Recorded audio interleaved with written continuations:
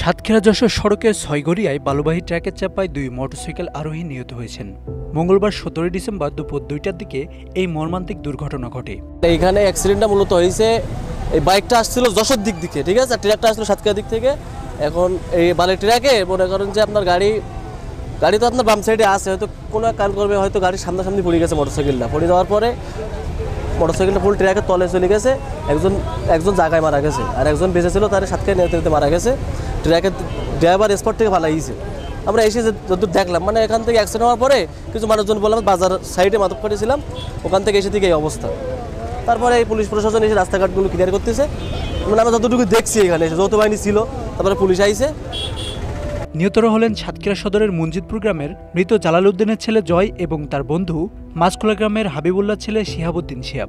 এখানে একটু আগে একটা অ্যাক্সিডেন্ট হয়েছে। একটা বাইকে দুইজন যাচ্ছিল, যাওয়ার পরে একটা ট্রাক ছিল, ট্রাকের সাথে মুখোমুখি সংঘর্ষ হয়েছে। হওয়ার পরে জায়গায় দুইজন ডেড হয়ে গেছে।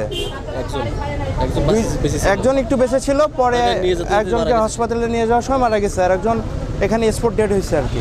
সাতক্ষীরা সদর থানার এএসআই দেলোয়ার হোসেন জানান, ট্রাকটি সাতক্ষীরা থেকে কলারোয়া অভিমুখী ছিল। বিপরীত দিক থেকে দুইজন মোটরসাইকেলে সাতক্ষীরা শহরের দিকে ফিরছিলেন। দ্রুতগতির মোটরসাইকেল ও ট্রাকের মুখোমুখি সংঘর্ষ হয়, এতে ঘটনাস্থলে নিহত হন তারা। এই দুর্ঘটনার পর ট্রাক চালক এবং হেলপার পালিয়েছেন। আমার কিলো ডিউটি চলাকালীন সময়ে 999 কলে জানতে পারি ছয়ঘরিয়া ওয়াব বিডিআরের ঘেরের সামনে গাড়ি অ্যাক্সিডেন্ট হয়েছে। আমি ঘটনাস্থলে আসি দেখি বালির ট্রাক এবং মোটর সাইকেল একসাথে অ্যাক্সিডেন্ট করে দুজন লোক মৃত্যু অবস্থায় রাস্তার উপর পড়ে আছে। জয় 20, পিতা মৃত জামাল শেখ, গ্রাম মঞ্জিদপুর, সাতক্ষীরা। 2 নম্বর হলো শিহাবুজ্জামান, পিতা হাবিবুল্লাহ, গ্রাম শিবতলা, মাছখোলা, থানা জেলা সাতক্ষীরা।